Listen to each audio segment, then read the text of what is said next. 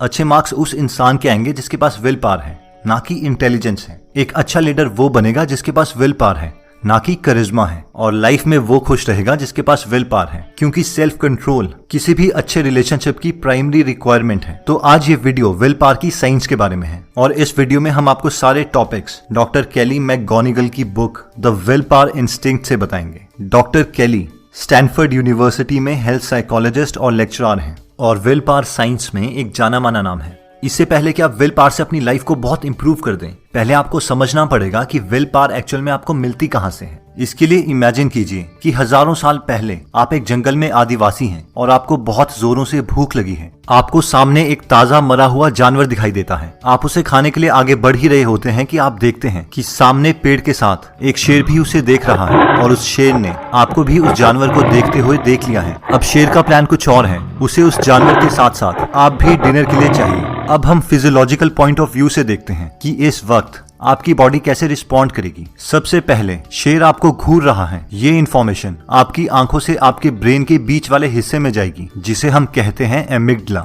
एमिग्डला आपका personal alarm system है। ये आपकी पूरी बॉडी को और ब्रेन के बाकी हिस्सों को सिग्नल्स भेजेगा कि अब करने या मरने का समय आ गया है। सबसे पहले आपके adrenal glands stress hormone release करेंगे। सेकेंड, क्योंकि आपको एनर्जी की बहुत ज्यादा जरूरत है, इसलिए लिवर आपके ब्लड स्ट्रीम में एनर्जी देगा, फैट और शुगर की फॉर्म में। थर्ड, आपकी सांसें रेस्पिरेटरी रेट बहुत ज्यादा इंक्रीज हो जाएगा ताकि आपको एक्स्ट्रा ऑक्सीजन मिल सके। और फोर्थ, ये सारी एनर्जी मसल्स तक पहुंच जाए, इसके लिए आपका हार्ट रेट भी बहुत ज्यादा इंक्रीज हो जाएगा। ब्रेन का नेक्स्ट रिस्पॉन्स होगा कि जहां पर भी एनर्जी वेस्ट हो सकती है, उन सब चीजों को स्लीप मोड में डाल दिया जाए। इसके लिए ब्रेन आपके लॉजिकल, रैशनल और high thinking part pre frontal cortex को स्लीप मोड में डाल देगा, क्योंकि इस टाइम ब्रेन नहीं चाहता कि आप ज्यादा सोचें। अब आपने इंस्टिंक्टिवली जो भी डिसीजन लिया है, भागने का या लड़ने का, उसके लिए आपके ब्रेन ने आपके बॉडी को तैयार कर दिया है और आप अपना काम कर सकते हैं। ब्रेन के इस तरीके के रिस्पॉन्स को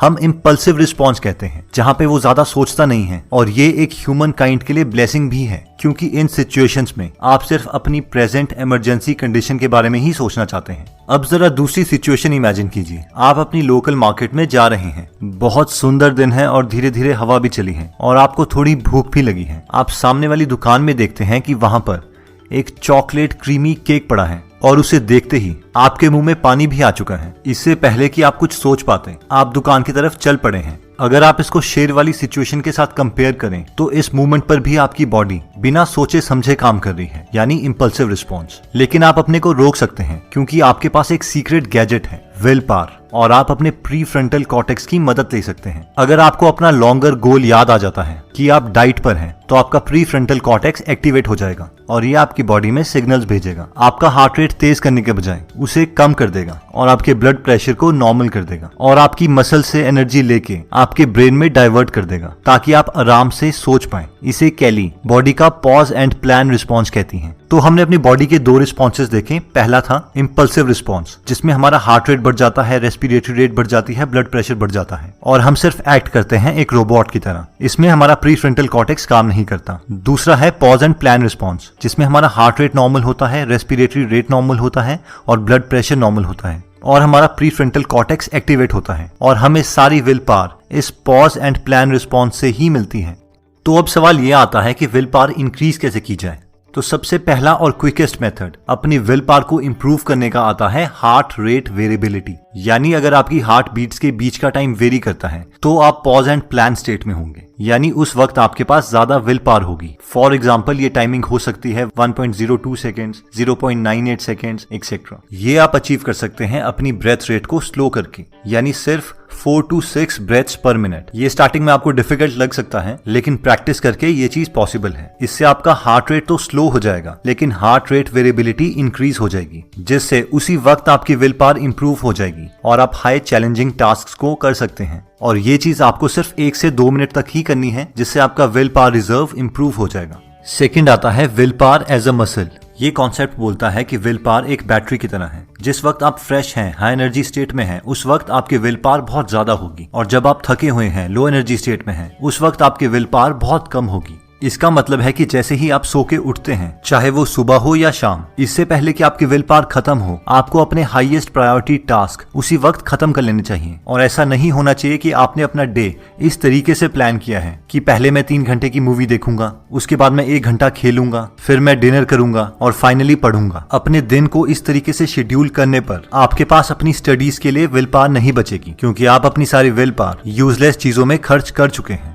नेक्स्ट आता है खुद को माफ करना। मैक्सिमम लोगों से जब भी कोई गलती होती है तो वो इतना ज्यादा गिल्ट से भर जाते हैं, शर्म से भर जाते हैं कि वो अपने को माफ ही नहीं करते। लेकिन विल पावर साइंटिस्ट्स बोलते हैं कि जब भी लोग विल पावर फेलियर के केस में, किसी गलती होने के केस में खुद को जितना ज्यादा गलत महसूस करवाएंगे, वो फ्यूचर में और ज्यादा बड़ी गलती करेंगे और ज्यादा विल पावर फेलियर्स होंगे। जैसे कि एक स्टडी में शराबियों को बोला गया कि वो हर बार डायरी में लिखें कि वो कितनी शराब पी रहे हैं और ये भी लिखें कि अगले दिन सुबह उन्हें कितना गलत महसूस हो रहा है। इस स्टडी से पता चला कि जो लोग ये मानते थे कि वो शराब पी के बहुत ज्यादा गलत कर रहे हैं, वो ही लोग अगले दिन सुबह उठ के दोबारा से ज्यादा शराब पीते थे। सिमिलर स्टडी में सिगरेट के बारे में भी यही बताया गया है। जो लोग ज्यादा गिल्ट महसूस करते हैं कि उन्होंने सिगरेट पी के बहुत ज्यादा गलती करी, उनका स्ट्रेस लेवल और ज्यादा हाई हो जाता है और उस स्ट्रेस को कम करने के लिए वो और सिगरेट पीना स्टार्ट कर देते हैं। वैसे ही जो लोग गैम्बलिंग में, जुए में पैसे हार चुके हैं और जिन्हें गिल्ट होता था कि उन्होंने पैसे हार के बहुत गलत काम किया, वो दोबारा से पैसे उधार लेते थे ताकि वो अपने हारे हुए पैसे वापस ले आए, लेकिन इस प्रोसेस में और पैसे हार जाते थे। तो अब आपके मन में सवाल आ रहा होगा, फिर हम अपने को क्या बोलें? इसके लिए ड्यूक यूनिवर्सिटी में एक एक्सपेरिमेंट किया गया। वहां पर बहुत सारी हेल्थ कॉन्शियस लड़कियों को बुलाया गया। उन लड़कियों को झूठ बताया गया कि रिसर्चर्स खाने का मूड पे इफेक्ट देखना चाहते हैं। उनकी शुरू में ही विल पावर खत्म करने के लिए उन्हें एक कमरे में ले जाके बोला गया कि आप इन डोनट्स और कैंडी को खा लीजिए। उसके बाद उन लड़कियों को 2 ग्रुप में डिवाइड किया गया और उन्हें 2 डिफरेंट कमरों में ले जाके बोला गया कि अब आपका कैंडी टेस्ट है, आप इनमें से जितनी हो सके उतनी कैंडीज खा लीजिए और हमें ये बताइए कि इनका टेस्ट कैसा है। रिसर्चर्स ने उन कैंडी के जार के वेट को पहले से ही मेजर किया हुआ था ताकि उन्हें पता चल सके कि किसने कितनी कैंडीज खाई हैं। इस एक्सपेरिमेंट में रिसर्चर्स की एक हाइपोथेसिस थी, क्योंकि ये सारी लड़कियां डोनट खा के अपनी विल पावर को पहले ही तोड़ चुकी थी, इसलिए रिसर्चर्स को लगा कि जिन लड़कियों को ये अनहेल्दी डाइट खाने पे गिल्ट है, वो उतनी ही कम कैंडीज खाएंगी। लेकिन इसके रिजल्ट्स बिल्कुल ही ऑपोजिट थे। डोनट खाने के बाद कैंडी टेस्ट से पहले एक ग्रुप को रिसर्चर्स ने बोला था कि हम जानते हैं कि आप सब अपनी हेल्थ का बहुत ज्यादा ख्याल रखते हैं और आज डोनट खाने के बाद आपको ऐसा लग रहा होगा कि आपने बहुत अनहेल्दी डाइट खाई है। लेकिन ये हम बताना चाहते हैं कि प्रोफेशनल हेल्थ फिटनेस गुरुज भी ऐसी गलतियां करते हैं। उनके चीट डेज होते हैं जिसमें वो अनहेल्दी फूड खाते हैं। तो इसके लिए आपको खुद को इतना कोसने की जरूरत नहीं है। अब रिसर्चर्स ये सोच रहे थे कि जिस ग्रुप को ये मैसेज मिला है वो ही ग्रुप ज्यादा कैंडीज खाएगा, क्योंकि उन्हें अब बहाना मिल गया है और गलतियां करने का। लेकिन रिजल्ट्स के बाद पता चला कि इस ग्रुप ने दूसरे ग्रुप के कंपैरेटिवली आधे से भी कम कैंडीज खाई, जिससे पूरी विल पावर साइंस की थ्योरी चेंज हो गई।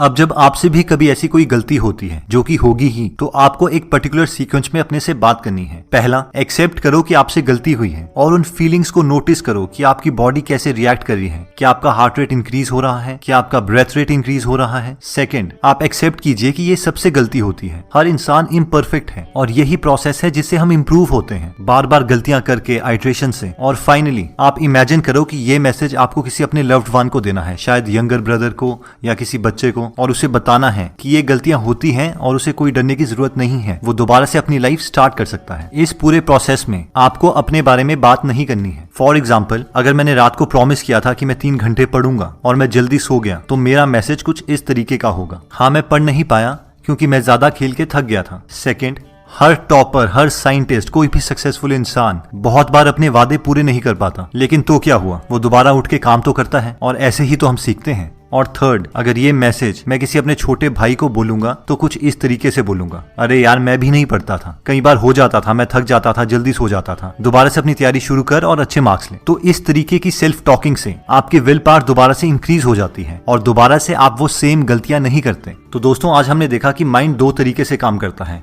पहला, इंपल्सिव रिस्पॉन्स, दूसरा pause and plan response. Will power को इंप्रूव करने के लिए हमने 3 मेथड्स देखे। पहला था HRV, हार्ट रेट वेरिएबिलिटी। अगर आप अपनी ब्रेथ रेट 1-2 मिनट के लिए 4 to 6 कर देते हैं तो आपकी हार्ट रेट वेरिएबिलिटी इंक्रीज हो जाती है और आप काम मोड में आ जाते हैं और आपकी विल पावर इंक्रीज हो जाती है। सेकंड, हमने देखा कि विल पावर एक बैटरी की तरह है। जब हमारी नींद पूरी होती है और हाई एनर्जी स्टेट में होते हैं तो हमारी विल पावर ज्यादा होती है, इसलिए हमें हाईएस्ट प्रायोरिटी टास्क इसी हाई एनर्जी स्टेट में कर लेने चाहिए। Third, guilt. हमें अपने को बार बार गिल्ट महसूस नहीं करवाना चाहिए और अपने को एक पॉजिटिव मैसेज देके और ये मान के कि सबसे गलतियां होती हैं दोबारा से काम शुरू कर देना चाहिए।